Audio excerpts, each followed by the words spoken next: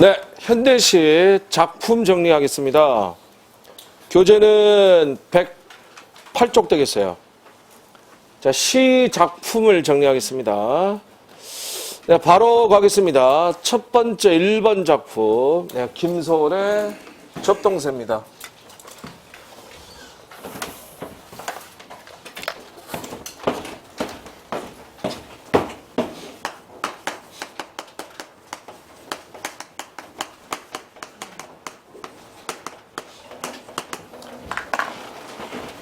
네, 이 작품은요, 1925년에 쓰여진 작품이에요. 1925년에 쓰여진 작품이다. 네, 제목에 접동새가 나오는데, 네, 제목에 접동새 어떤 새죠? 네, 소쩍새고요. 같은 말이 많죠. 두견새라고도 하고요. 네, 귀촉도라고도 하고요. 자규라고도 부릅니다. 다 같은 새입니다. 바로 동양적인 시에서 이 한, 가슴에 엉어러진 한을 상징하는 그런 소재가 되겠습니다.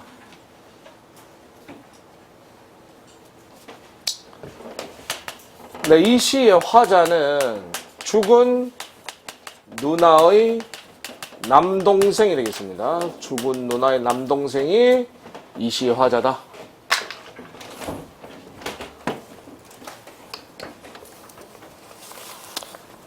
네, 필기 서브노트 보겠습니다. 서브노트 봐주세요. 첫 번째 1번.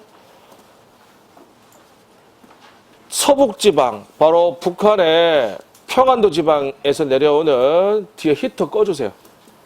접동새 설화를 김소월 시인이 시로 쓴 거예요. 그래서 시가 이야기식 형태, 서사적 구성으로 되어 있다. 접동새의 감정이 입돼서 죽은 누나의 한을 나타냈고요. 동생들을 걱정하는 혈육에 대한 정을 드러냅니다. 책 봐요. 이 접동새 설화가 책에 있는데 그거부터 확인하고 지문 정리할 건데요. 오른쪽 페이지 109쪽을 봐주세요. 네, 109쪽에 감상의 길잡이 보면 중간에 그 접동새 설화가 나와 있어요. 읽어보겠습니다. 각자 한번 읽어보실래요? 옛날 진두강가에 읽어보세요. 시작.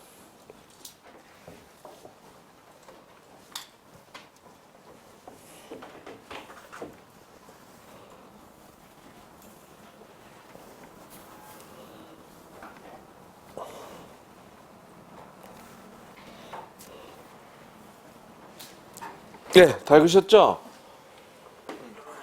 십남매의 누나였던 누나가 계모의 그런 시샘에 죽죠. 그래서 접동새가 됩니다. 그렇죠? 접동새가 됐는데 밤만 되면 동생들을 걱정해서 진마을 근처에 와서 접동접동하고 운다는 이야기. 이게 바로 김소월의 접동새의 그 시작이 됐던 접동새 설화예요. 자, 이제 지문 정리하겠습니다. 책 봐요. 주목.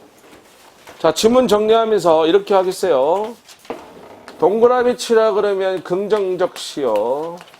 세모 치라고 하면 부정적 시요. 끊어라고 표시하면 시의 흐름이 전환되는 표시. 밑줄 쭉 그으면 형광펜으로 밑줄을 치겠어요. 주제에 제시된 주제행에다가 밑줄을 칠 거고요. 각 연이 끝날 때마다 제가 불러줄 것은 빨간 펜으로 화살표하고 오른쪽 끝에다가 적으면 되겠습니다. 알겠습니까? 네. 이렇게 표시부호 달면서 하나씩 정리를 해 가봅시다. 알겠죠? 네. 첫 번째 1년 되겠습니다.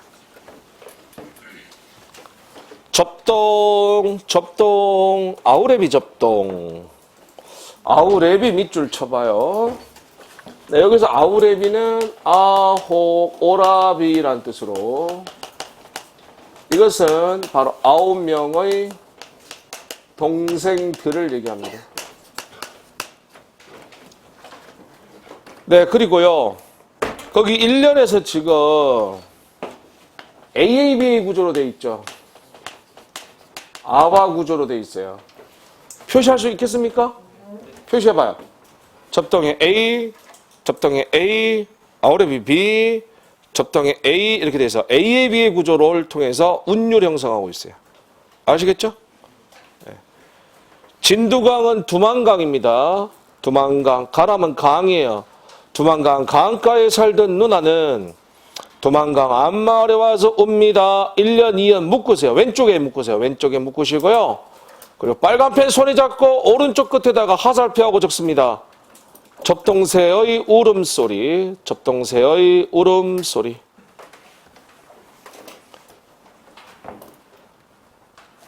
(3년) 옛날 우리나라 먼 뒤쪽의 진두강 가랑가에 살던 누나는 의부더미 세모쳐요. 계모가 되겠고요.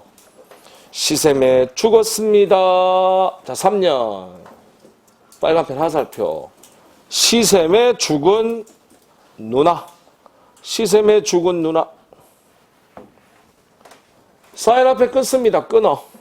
누나라고 불러보랴. 오, 불설워. 자, 불설워는 몹시 서러워. 이런 뜻이고요. 시샘에 몸이 죽은 우리 누나는 죽은 우리 누나 동그라미.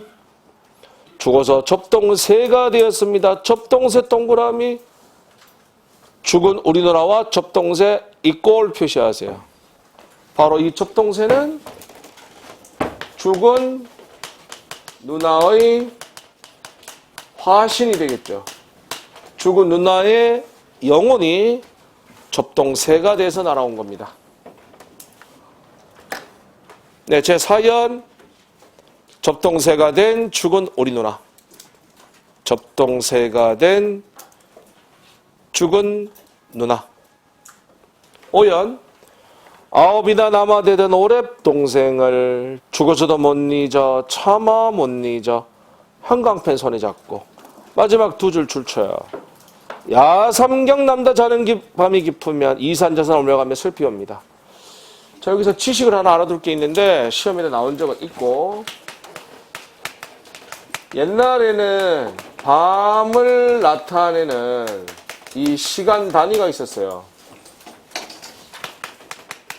1경부터 5경까지 있는데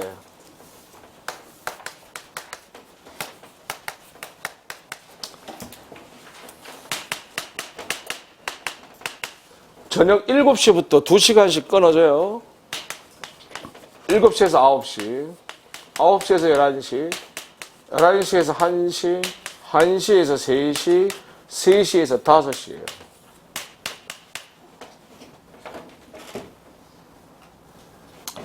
그래서 요 3경이 이제 제일 가운데 한밤중에 시간이 되겠는데 12간지 가운데 맨 시작이 자죠. 그래서 이게 자시, 이게 축시, 이게 인시예요. 그래서 한 바퀴 돌아요. 자축이며 진사오미 신유 술시, 이게 해시 되겠어요.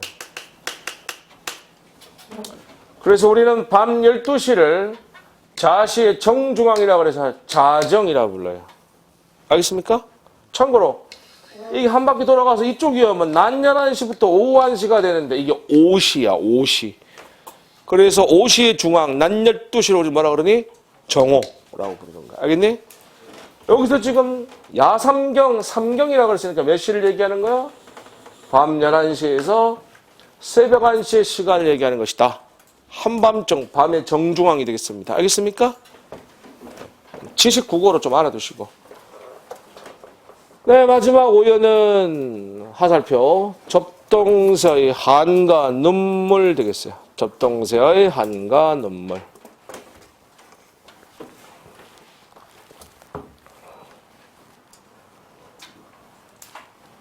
네, 줄칩시다. 왼쪽이 알맹이. 해설의 밑에서 세 줄을 줄쳐요. 한의 모티브가 되고 있는 불행하고도 비극적인 삶과 사랑의 정한 이 시에 나타나 있다. 오른쪽 페이지로 가겠습니다. 메뉴의 핵심 정의 성격, 전통적, 애상적, 민요적, 향토적. 애상적 동그라미 위로와 살펴. 애상적의 뜻은 몹시 슬퍼하는 뜻이에요. 주제 밑줄. 접동세화된 죽은 누나의 한과 눈물. 그리고 한 개 더 적어볼래요? 옆에다 적으세요. 청각적 이미지를 살려서 누나의 한과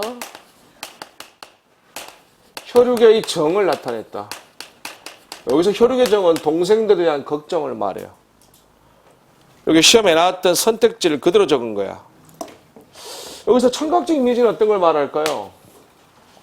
접동세의 울음소리를 얘기하는 것이죠. 옆에 적어 놓으시고,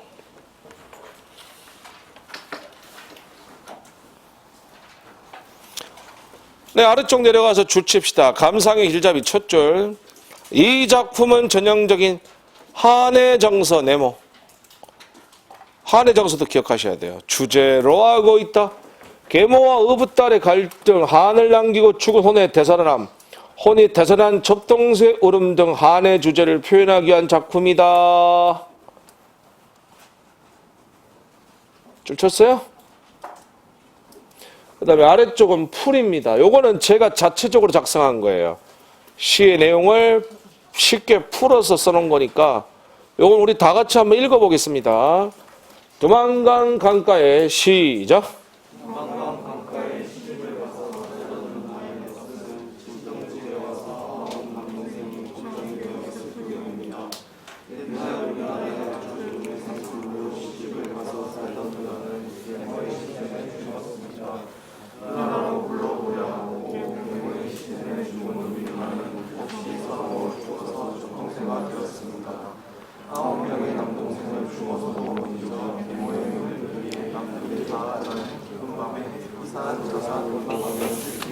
네, 옆에 문제 하나 있을 겁니다. 풀어보세요.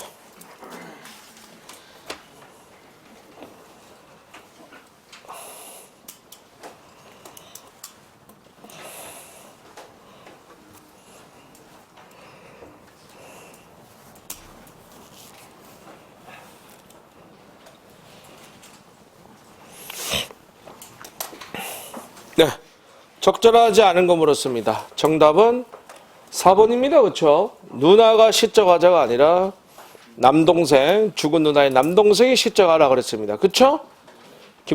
김소월의 접동세였습니다. 67작품을 정리할 텐데 67분의 1을 했습니다. 하다 보면 다 합니다. 다음 두 번째. 같은 작가 김소월의 초혼입니다.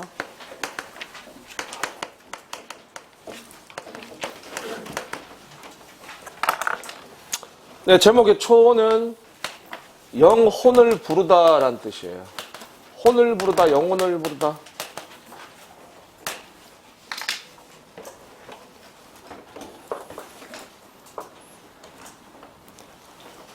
서브노트 보겠습니다. 1번 전통적인 장례의식 절차인 초혼 행위가 시적 상황이야.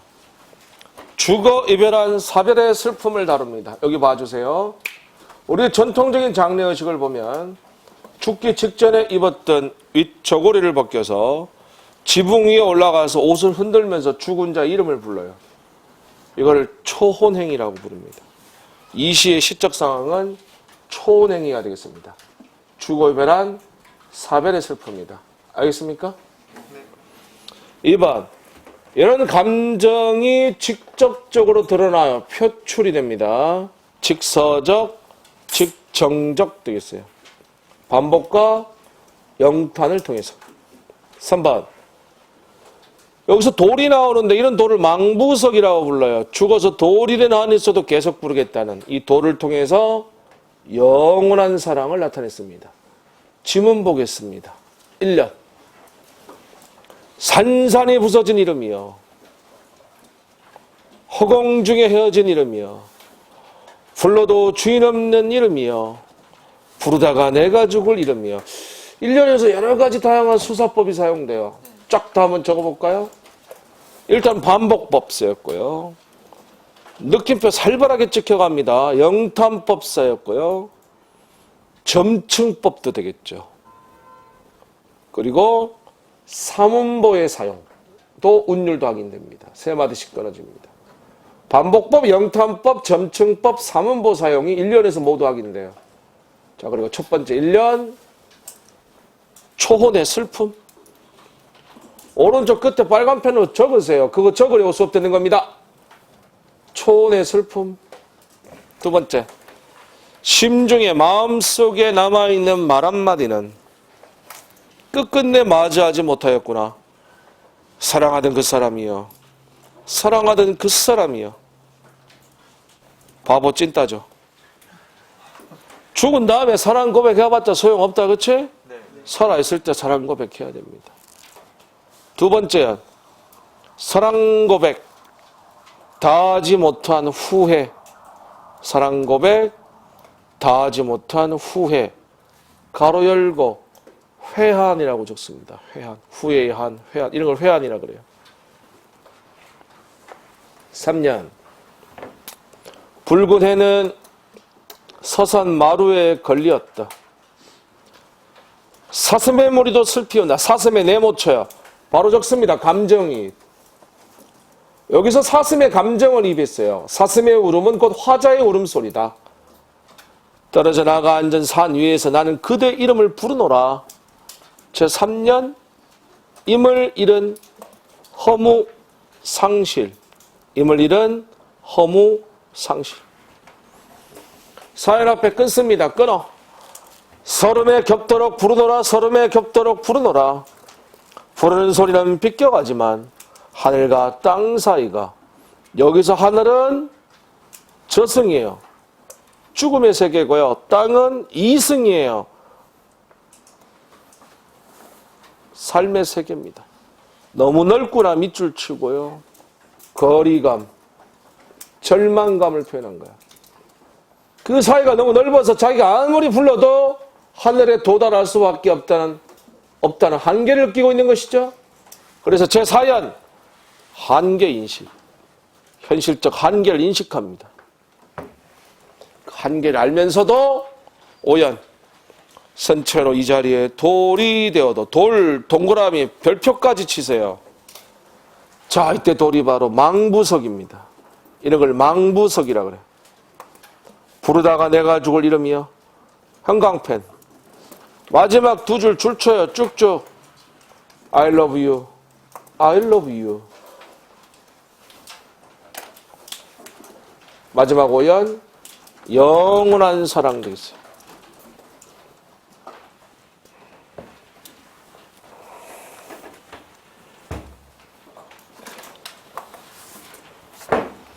줄 칩시다. 왼쪽 알맹이 해설에 밑에서 세 줄 올라서 쳐요.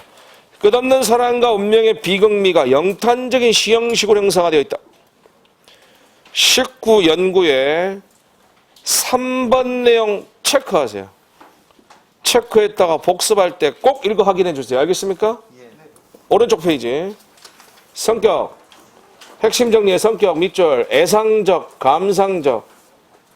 여기서는 감상적을 동그라미 쳐봐요. 위로 화살표. 여기서 감상적은 무슨 뜻일까요? 슬픈 마음을 나타내는 거야. 슬픈 마음. 이게 이제 한자로 느낄감자, 상처상자 쓰는 글자로 슬픈 마음을 감상적이다 이렇게 얘기해요. 운율, 삼음보 율격. 표현. 자아 내면의 간절한 절규가 애절하게 표출된. 이건 감정이 표출된 거죠? 이런 건 감정 절제 그러면 안 돼. 주제 밑줄. 사별한 임에 대한 슬픔과 그리움. 그리고 오른쪽 잠깐 봐요. 사연을 정리해 놓은 거. 바로 현실적 한계인식이다. 땅과 하늘이 있는데 그 사이가 넓다라고 느낀 것은 삶과 죽음의 거리감으로서 한계 인식한 표현이다. 내려가서 감상의 길잡이 맨 끝에 줄줄 쳐. 돌아오지 않는 임을 기다리다 죽어 돌이 된 한스러운 마음구석 설화가 여기에 작용하고 있는 것이다. 참고 표시하고 관련 작품 하나 적겠습니다. 정읍사와 연간. 우리 정읍사 배웠죠? 네. 이 고대가요 백제의놀이 정읍사도 뭐가 됩니까? 남편을 기다리다 돌이 된다고 그랬죠? 망부석 설화가 작용하죠? 그래서 이거 시험 나올 수 있죠? 여기서도 돌 나오고요. 망부석 설화예요. 공통점 정읍사와 연관된다. 밑에 풀이 다 같이 읽겠습니다. 애타게 불러도 시작.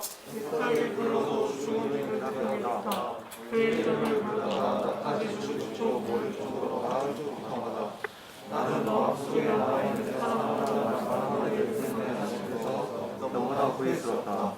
그리고 내가 적으로 가는데 나는 산으로 가서 잠깐하고 산호위에서 그들을 하게 부르니 산의 의도 내 마음을 아는 뜻을 지으시다.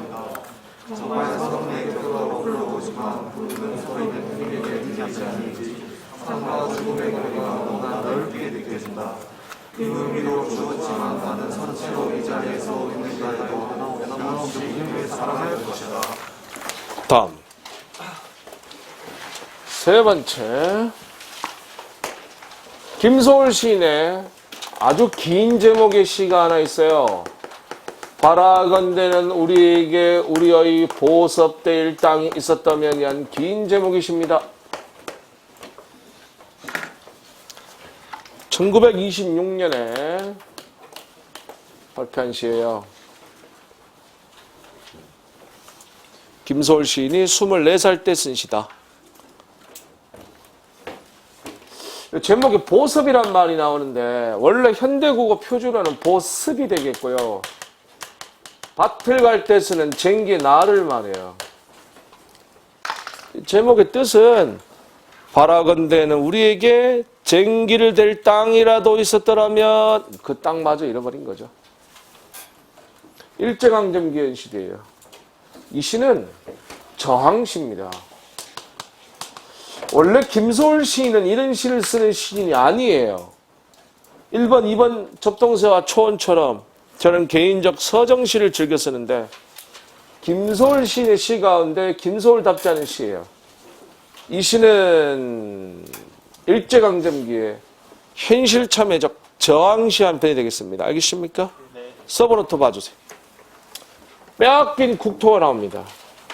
집과 땅을 잃은 슬픈 역사로 일제강점기 고통과 절망의 현실이에요. 하지만 미래지향적 의지적 태도로 길이 있다고 그래요. 그 길은 희망으로서 조국 광복의 희망이야.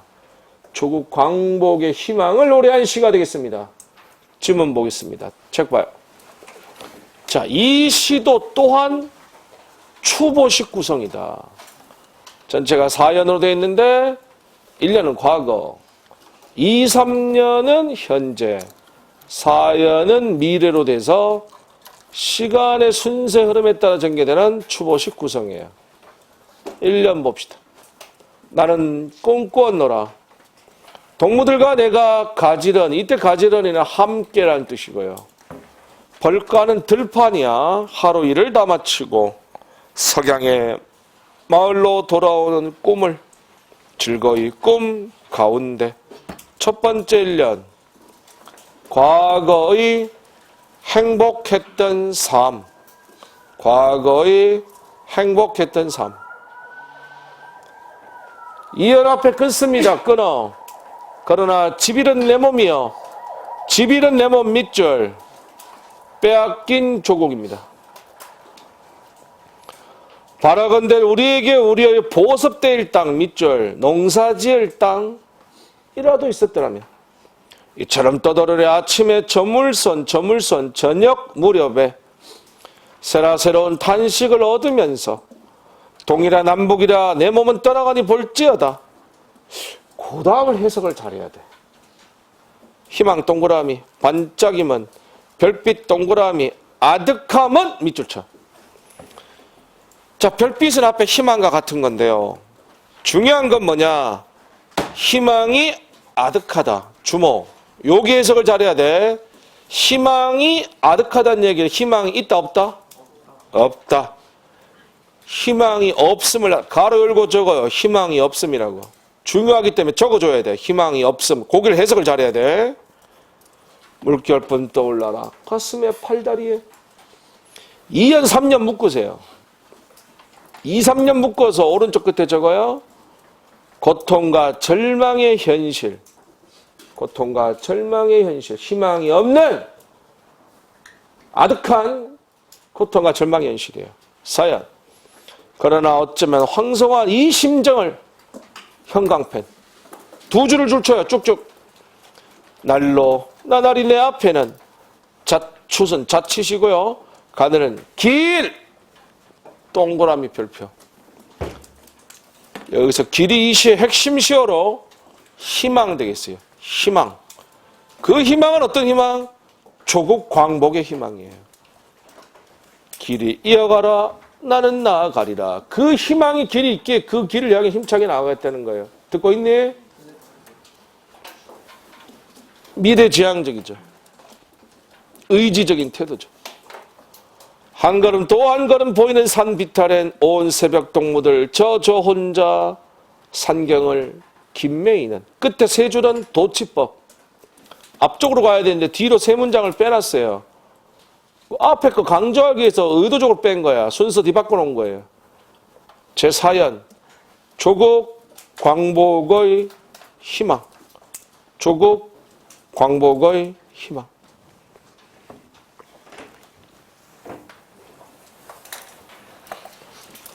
왼쪽 알맹이 해설의 줄쳐요. 이 시는 일제강점기에 우리 민족이 지니고 있던 심정의 일면을 노래하는 것으로 국토를 빼앗긴 상황 속에서의 절실한 소망이 표현되어 있다. 19연구 2번 체크. 오른쪽 페이지 핵심 정리, 성격 밑줄, 저항적, 의지적, 참여적. 어조 밑줄, 의지에 찬 남성적 어조. 주제도 밑줄, 빼앗긴 국토와 미래지향적 현실 극복 의지. 내려와서 감상의 길잡이 첫 줄을 줄쳐요. 이 시에는 서울의 시세계에서 흔치하는 강렬한 역사의식과 현실 초극 의지, 초극은 극복이란 뜻이에요. 의지가 드러나 있다. 밑으로 내려가서 알맹이 시상의 전개 내용 중에 밑에 네 줄을 줄쳐요. 3년에서는 희망은 없고 가슴과 팔다리에 있는 것은 고통과 절망의 물결뿐임을 묘사하고 있다. 그러나 마지막 4연에서는 나에게는 희망이 있고 그 길로 꾸준히 나아가겠다는 작제에 미래지향적 희망이 제시되고 있다. 별표 쳐놔. 그게 이 시의 핵심 내용이 정리된 거야. 이 시는 바로 지금 밑줄 친 그 네 줄이 모든 것을 다 포함하고 있다. 오른쪽 문제 하나 풀어보세요. 시작.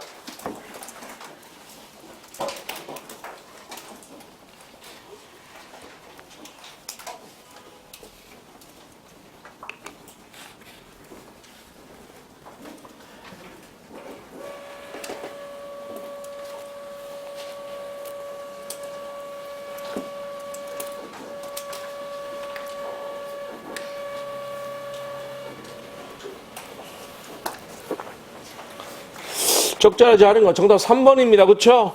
3년은 희망이 없다고 그러는데 왜 자꾸 있다 그럽니까? 희망 있는 거는 4연에서 미래의 희망을 가지는 거죠? 넘겨요.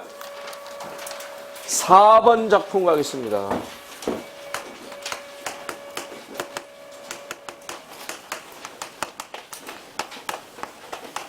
정지용의 고향 되겠어요. 자, 이 시는 1922년에 일제강점기 때 역시 지어진 1932년에 쓰여진 작품이에요. 이런 얘기 하나 할게요. 잠깐 봐봐요. 요건 적지 않고 들으세요. 안 적어도 됩니다. 저 정지용 시인이 1902년에 태어났어요. 1950년에 사망하는데 사망이 아니라 사실 납북이 돼서 언제 죽었는지는 몰라요. 6.25 전쟁 때 납북이 됐는데 그게 중요한 얘기 아니고 제가 말하고 싶은 거는 1910년부터 일제강점기가 시작됩니다. 그렇죠? 네. 그러면 정종시 시인의 어린 시절 얘는 일제강점기 이전이죠. 네. 평화로웠던 시절이었단 얘기야.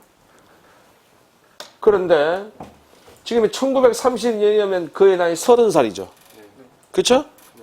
30살이 돼서 고향을 다시 찾아온 거야.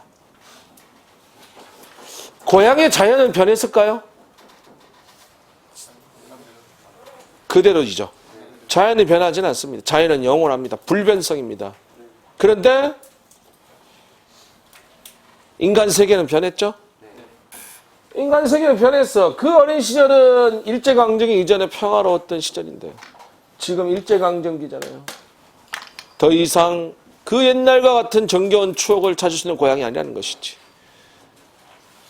여기서 변해버린 인간이 되겠어요. 이때 뭘 느껴요 이제? 현타 오겠죠? 인생 무상을 느끼겠죠? 예, 바로 이 시 그런 시예요. 서브노트 봐주세요. 고향에 온 자연은, 고향의 자연은 불변성, 영원성, 예나 지금이나 그대로야. VS가 대조된다는 얘기야. 그런데 화자인 인간은 구름과 같아요. 변했어요. 가변성, 한계성을 지녀. 여기서 인간이 한 존재의 허무감, 상실감을 느낀다. 인생 무상을 느낀다는 거야. 질문 보겠습니다. 책 봐요. 1년. 고향에 돌아와도 그리던 고향은 아니더뇨. 제1년. 고향 상실.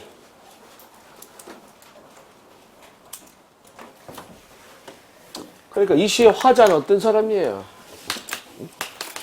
이 시의 화자는 고향에 돌아온 사람이 되겠습니다. 그렇죠?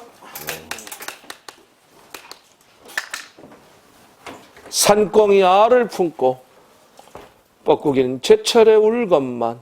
두 번째는 변함없는 고향의 자연. 변함없는 고향의 자연. 고향의 자연은 예나 지금이나 그대로이다.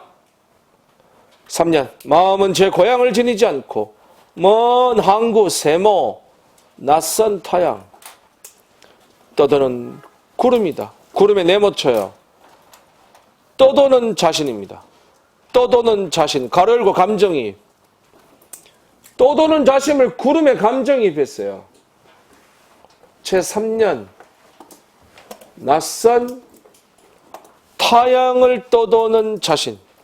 낯선 타양을 떠도는 자신. 4연.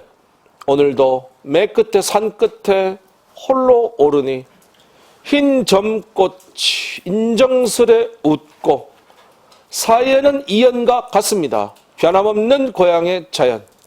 변함없는 고향의 자연. 4연. 오늘도 맨 끝에 산이여 매는 산 끝에 홀로 오르니 흰 점꽃이 인정스레 웃고 사연은 이연과 같습니다. 5연 앞에 끊습니다. 어린 시절에 불던 풀피리 소리 아니 나고 메마른 입술이 쓰디쓰다. 자, 메마른 입술이 쓰디쓰다는 것은 자신이 변한 거예요. 자신이 변하는 것이다. 더 이상 그 어린 시절 정겨운 그 추억을 찾을 수 없는 고향인 것이죠. 제5연 변해버린 인간. 변해버린 인간. 마지막 년. 고향에 돌아와도 형광펜 마지막 밑줄 쫙. 그리던 하늘만이 높푸르구나. 멀쩡한 하늘이 마지막에 높고 푸르다고 느껴지는 것은 그리던 고향에 대한 거리감을 표현하는 거야. 그리던 고향에 대한 거리감을 나타낸 것이다. 그리고 이 시는 수미상관법 썼어요. 역시 1년과 6년이 일정하게 반복되는 수미상관법.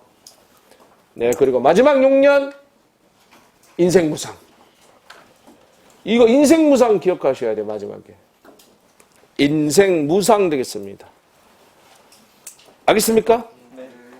주목. 이 작품도 성경 후정 방식이라고 말할 수 있겠죠? 그것도 적어두시고 성경 부정으로 사용됐다. 왼쪽이 알맹이 해설의 첫 줄 줄쳐요. 문한 자연과 요한한 인간사를 대조시켜 고향에 대한 그리움과 고향 상실의 비애를 노래한 시이다. 19 연구 맨 아래쪽 7번 체크. 오른쪽 페이지 핵심 정리 성격 회고적 애상적 주제 고향 상실과 인생 무상. 내려가서 감상의 길잡이 첫 줄 줄쳐. 누구에게나 고향은 있다. 그러나 여러 해가 지난 뒤 찾은 고향이 이미 내 기억 속에 존재하던 고향이 아닌 것을 느낄 때 사람들은 흔히 무상감에 젖어들곤 한다. 맨 아래쪽 풀이 읽겠습니다. 고향에 돌아와도 다 같이 시작. 고향에 돌아와도 내 마음속에 있는 하나님과 상품과 호의가 살고 있는 모든 그대로지만 고향에 돌아온 나의 마음은 한 걸음 떠도는 구름처럼 방황에서 벗어나지 못하고 있다. 오늘도 산꼭대기에 올라올라서 보니 족들이 지나쳐 나를 보고 있지만 불필이를 물어보니 어린 시절의 정겨움은 느낄 수가 없고 쓸쓸한 미국만 나를 부른다. 고향에 돌아와도 하늘은 예전처럼 곱고 부르지만 고향은 이제 나를 향하는 건가. 한 개 더. 5번. 김기림의 바다와 나비입니다.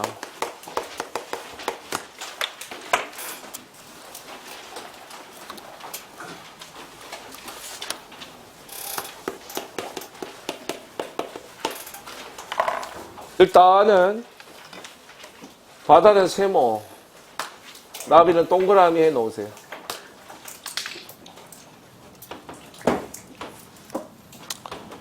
서브노트 바로 보겠습니다. 자, 여기서 나비는 순수한 존재입니다. 나비가 동경하는 꿈꾸는 이상세계는 청무밭과 꽃이 되겠어요. 그러나 그곳은 바다였어요. 냉혹한 현실입니다. 밀려오는 거대한 근대 문명이 되겠다. 결국 나비는 지쳐서 돌아오게 돼요. 나비의 좌절과 미해가 되겠습니다. 질문 보겠습니다. 1년. 아무도 그에게 수심을 일러준 이가 없기에 수심 세모. 흰 나비는 나비의 동그라미 쳐요. 자, 여기서 나비 적어봐요. 1번 순수한 존재. 2번 적극적 존재. 나비는 순수한 존재고 적극적인 존재야. 도무지 바다가 무섭지 않다. 바다에 세모 쳐요. 위에 수심이랑 이꼴 다세요. 냉혹한 현실입니다. 냉혹한 현실이다. 첫 번째 1년. 순수한 나비. 2연 앞에 끊어. 청무밭 동그라미 번호 1번. 이상세계입니다. 현대국어 표준어는 틀린 거 아시죠? 무 그러면 안 되고 무 해야 되죠? 해서 내려갔다는 어린 날개가 물결에 절어서 공주처럼 지쳐서 돌아온다. 두 번째 2연. 지쳐서 돌아오는 나비. 지쳐서 돌아오는 나비. 3월달 바다가 꽃이 피지 않아서 서글픈 꽃 동그라미 번호 2번. 네, 이상세계입니다. 청무밭과 꽃은 이상세계입니다. 알겠죠? 피지 않아서 서글픈은 몹시 서러운이라는 뜻이고요. 형광펜. 마지막 밑줄 쫙. 나비어리의 새파란 초생딸이 시리다. 일단 유명한 구절로서 공감각적 심상. 시각의 촉각화. 공감각적 심상으로도 아주 유명한 구절이야. 그 수사법, 그 표현 방법. 시각의 촉각화. 그리고 이제 의미를 보면 주목. 초생딸 이렇게 생겼죠? 그치? 이렇게 날카로운 초승달에 의해서 나비허리가 잘렸다는 뜻이에요. 이 의미가. 그럼 이건 뭘 표현한 거냐? 끝에다 가로 열고 적습니다. 좌절감의 표현. 이것은 좌절감을 그렇게 표현한 거야. 그리고 참고로 초생달. 현대국어 표준어는 뭐예요, 이거? 이런 거 되게 무슨 달이야? 그래. 초생이 아니라 초승달이 표준어야. 이건 참고사항이고. 마지막 3년. 나비의 좌절과 비애. 나비의 좌절과 비애. 아래쪽 핵심 정리. 성격, 주지적, 상징적, 감각적. 심상, 시각적 심상. 주제 둘 다. 새로운 세계에 대한 동경과 좌절과 순진하고 낭만적인 꿈의 좌절과 냉혹한 현실에 대한 인식. 왼쪽 알맹이. 해설의 밑줄 닫혀. 모더니즘, 요건 좀 이따가 모더니즘 또 나오니까 추일서점 가서 그때 다시 또 얘기합시다. 일단 좋죠? 특성을 잘 보여주는 이 작품에서는 거대한 바다와 한 마리의 연약한 나비의 대비가 중요한 얘기 나와. 푸른색과 흰색의 색채 이미지 대비와 더불어 선명한 대조적 심상으로 형상화 되고 있다. 잠깐 주목. 여기 봐주세요.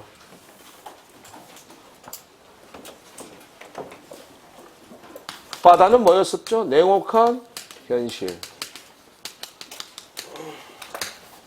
바다는 무슨 색이죠? 응? 한자 뭐예요? 청, 푸를 청, 푸른색. 나비는 뭐였었죠? 순수한 존재. 나비는 무슨 색? 흰색, 흰백. 두 개 대조돼요? 이런 걸 우리 뭐라고 얘기하냐? 문학에서 색채의 대비 또는 색상의 대조. 이런 말 나오면 당황하면 안 됩니다. 문제풀이 할 때. 색채 대비 색상 대조 이런 거 말하는 거야. 푸른색과 흰색의 대조입니다. 알겠습니까? 19연구 3번 체크. 오른쪽 페이지로 와주세요. 감상길잡이 네 번째 줄을 줄쳐요. 바다는 여기서 문명 혹은 근대를 상징한다. 그리고 밑으로 쭉 내려가서 맨 밑에서 네 줄 올라와서 밑줄. 근대의 몰락을 예견하며 그것의 초국을 꿈꾸었던 김기림도 현실적 상황의 열악함 앞에서 너무나 무기력한 한 마리에 지친 나비에 불과했다. 근대는 엄청난 물결 앞에 자신의 무기력함을 자각할 수밖에 없었던 30년대 후반 한국 모던 시대의 좌상을 보여주는 듯하다. 풀이 다 같이 읽겠어요. 아무도 흰나비에게. 시작.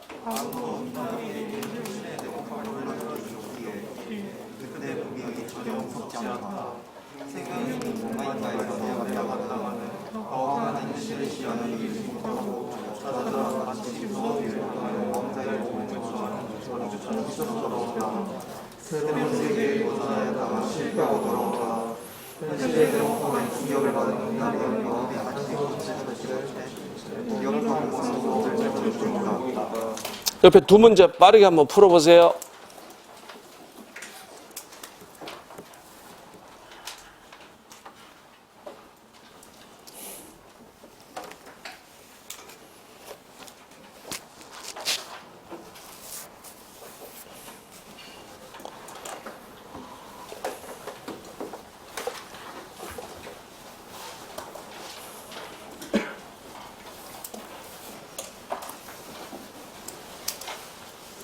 자, 1번. 이 시에서 흰나비가 제왕하는 것과 관련이 깊은 것은 이상세계 찾으면 되죠? 청무밭 없으니까 꽃 답이죠? 네, 3번 답이고요. 2번. 이 시에 대한 감상으로 적절하지 않은 것은? 네, 답 2번입니다. 나비가 이 의지 부족과 방관적 태도다. 이건 아닙니다. 그렇죠? 오히려 적극적 존재, 순수한 존재라고 해야 되겠습니다. 그렇죠? 바다의 무서움도 모르는 적극적인 존재예요. 그리고 순수한 존재인 거죠. 물론 냉혹한 현실의 바다에 지쳐서 돌아오게 되죠. 좌절하게 되고요. 알겠습니까? 네. 여기까지입니다.